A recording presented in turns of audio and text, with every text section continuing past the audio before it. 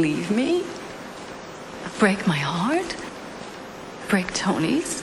Savage Grace, directed by Tom Kaling from a script by Howard A. Rodman, is based on the true story of the Baekeland family, heirs to the Bakelite plastics fortune and a rather interestingly and luridly dysfunctional family of rich people. So does everyone else. Also, you're a little old-faced, don't you think? The story is told from the point of view of Tony Baekeland, the son of two rather difficult parents, played by Julianne Moore, she's Barbara, who is married to Brooks, played by Stephen Delane.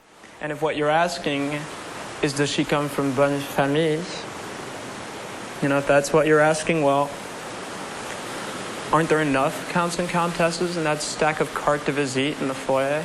The two of them are not exactly a happy couple and not exactly model parents.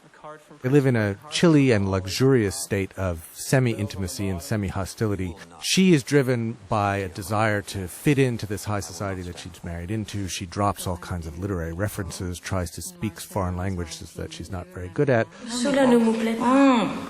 Anglais, s'il vous plaît. While her husband is frustrated and disappointed with his own failure to live up to the great ambition and achievement of his ancestors, their son is stuck in the middle. He's miserable and worried and can't quite figure out what to make of these two very genteel monsters. Now, the movie takes place in some very beautiful settings. It goes from New York just after the Second World War to Paris in the late 50s to Mallorca and the Spanish town of Cadaqués in the 1960s. And it has a sort of languorous, gilded, bored, rich folks kind of vibe, which is attractive and somewhat glamorous, but the movie really meanders and wanders and doesn't focus very well on any of the characters. So we see the things that they do to each other, which end up in a rather appalling psychodrama involving Tony and his mother. Mommy, what I don't understand is Brooks. Okay, what I don't understand is of all the places Brooks would want to go for the season in all the world, he would choose a place right near us and then not want to see us. But none of the performances are terribly focused, and the script is really laden with a lot of arch, self-conscious dialogue that kind of sits uncomfortably in the mouths of the actors.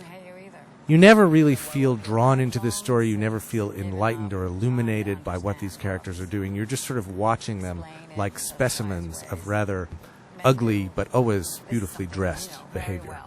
Men do what men do. Mommy, I think he's writing us a letter.